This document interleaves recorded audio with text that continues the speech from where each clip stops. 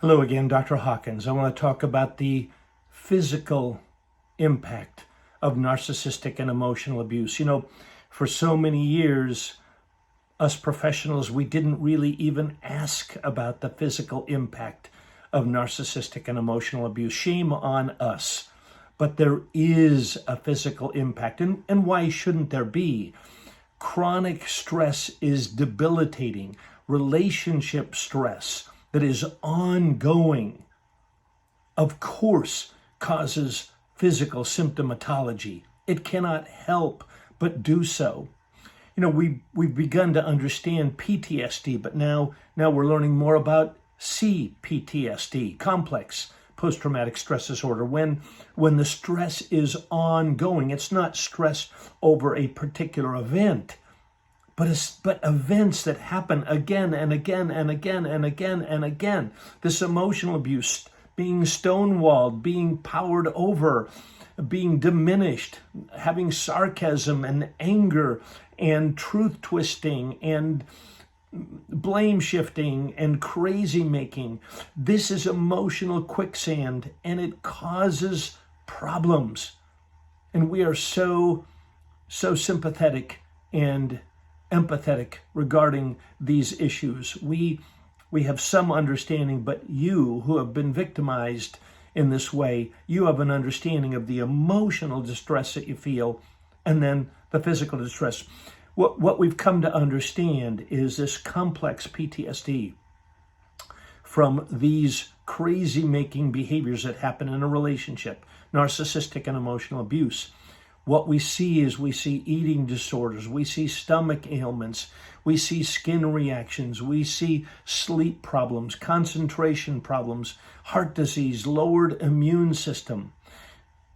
Women who have experienced chronic and ongoing relationship stress, they're at risk of increased heart disease, risk of hair loss, poor digestion, irregular periods, all kinds of anxiety, depression, Lyme disease, chronic fatigue syndrome, all kinds of ongoing issues. Just incredible and incredibly damaging. And it shouldn't surprise us. Again, relationship stress becomes so debilitating that it leads to PTSD and complex PTSD. And so it requires all of us professionals, anybody that intervenes and wants to intervene, must come to an understanding of these particular issues. I want to say that there are 5 steps that we all need to participate in to recover and to identify these issues. Number 1, I want you, if you've been victimized by relationship stress, by narcissistic and emotional abuse, I want you to take a thorough history, do some reflection and examination. My goodness, is my body keeping the score? Is my body telling me that there is something very wrong? Number 2, I think us as professionals, you who've been victimized, need to listen to yourself, and we need to listen to you compassionately, not critically. You certainly don't deserve any criticism. You don't need to be challenged. You need understanding, and you need help with intervention.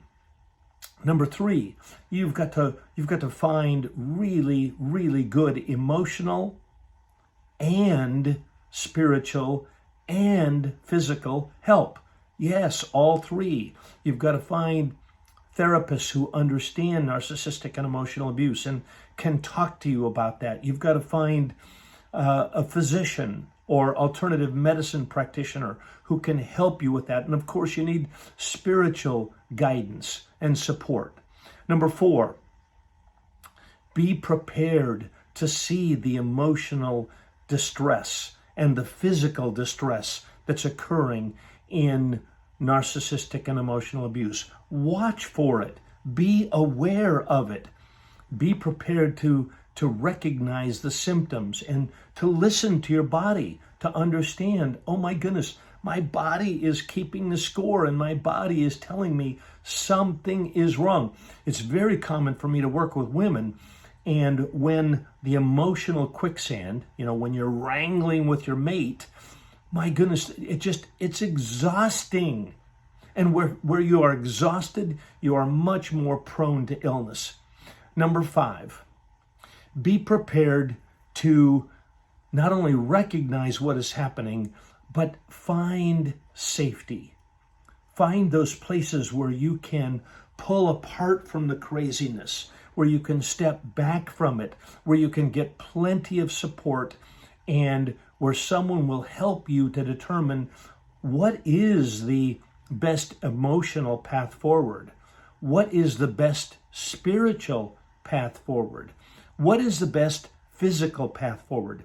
And by the way, this requires PTSD, and CPTSD often requires good trauma work, finding places of safety, and finding a way to intervene. You can't get really healthy until the abuse stops.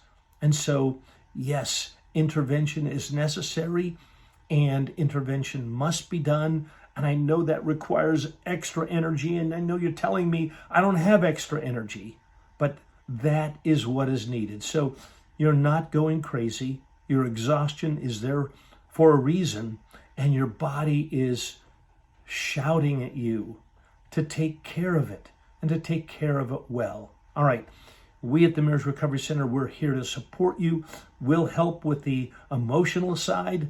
We'll even help you look for what the physical side might look like and what the spiritual side might look like as well. All right. Take good care.